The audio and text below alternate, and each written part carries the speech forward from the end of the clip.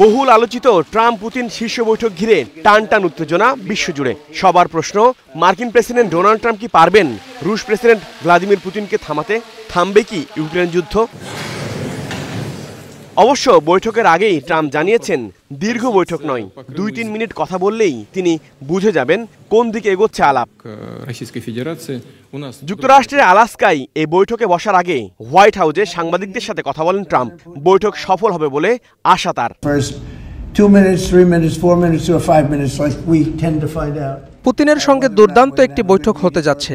আমার মনে হয় প্রথম 2-4 মিনিট গেলেই বোঝা যাবে বৈঠকটি সফল হবে কিনা।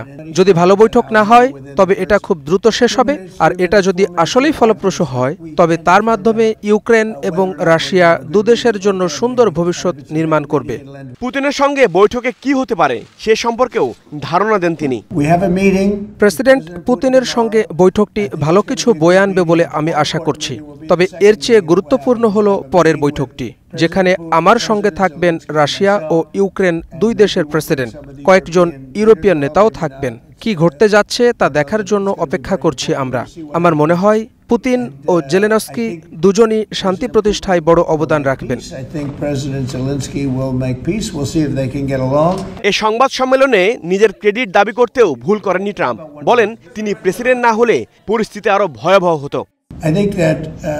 আমার মনে হয় প্রেসিডেন্ট পুতিন একটি চুক্তি দেখতে চান। আমি যদি প্রেসিডেন্ট না হতাম কি যে হতো, পুরো ইউক্রেনই দখল করে ফেলতেন পুতিন।